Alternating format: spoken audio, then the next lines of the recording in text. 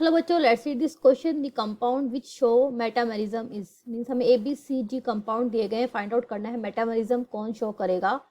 सो की concept that we will use here is metamerism. Metamerism अब क्या होती है? It is a type of isomerism, structural isomerism भी कह सकते हैं इसे, जिसमें फंक्शनल ग्रुप तो सॉरी मॉलिक्यूलर फॉर्मूला आपका सेम रहेगा। मॉलिक्यूलर फॉर्मूला सेम, बट लेकिन क्या होगा, different alkyl groups, different alkyl groups on either side of functional group. तो क्या है इसमें कि आपका मॉलिक्यूलर फॉर्मूला तो सेम रहेगा, तो वही आइसोमर में क्या होता है, मॉलिक्यूलर फॉर्मूला सेम रहता है, लेकिन मेटामेरिज्म होने के लिए कि जो आपका फंक्शनल ग्रुप है उसके दोनों साइड जो अल्काइल ग्रुप है वो डिफरेंट होने चाहिए। जैसे इसके मेटामेरिज्म के एग्जाम्पल क्या हो सकते हैं, आपका ketone C double bond O, इसके दोनों तरफ अल्काइल ग्रुप होते हैं तो ये डिफरेंट हो सकते हैं। तो ये कौन दिखा मेटामेरिज्म दिखा सकता है, एस्टर सी डबल बॉन्ड ओ।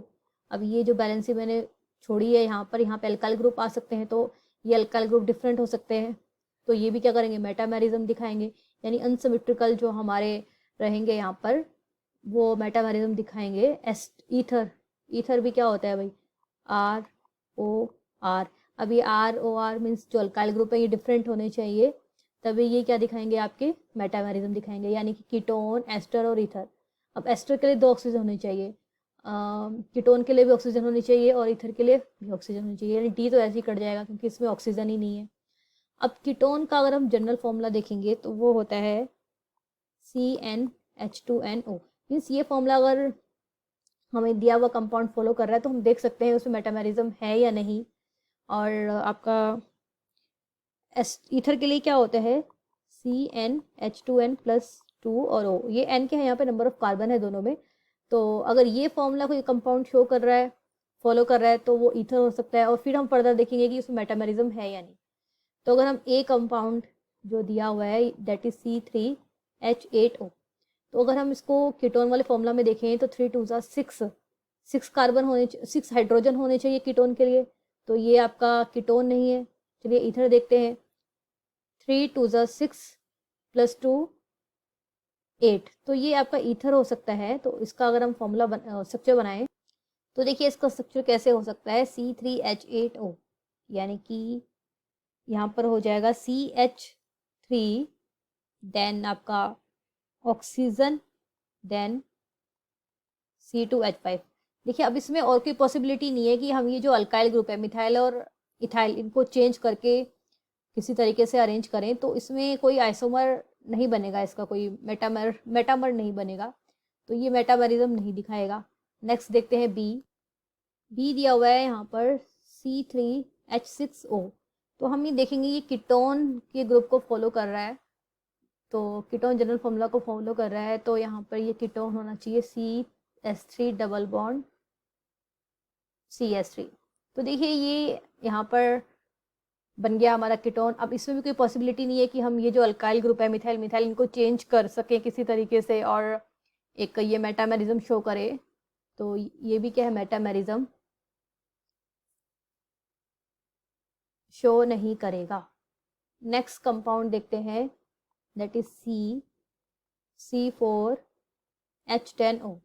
इसका देखेंगे ये ईथर वाले जनरल फॉर्मूला को फॉलो कर रहा है, तो ये ईथर हो सकता है।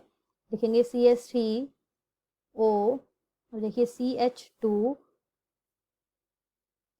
देन CH2 CH3, इस तरीके से लगा सकते हैं। दूसरी पॉसिबिलिटी क्या है इसमें, दूसरी पॉसिबिलिटी ये है कि हम इसको ऐसे लिख सकते हैं, देखिए CH3 CH2O CH2CH3, ठीक है।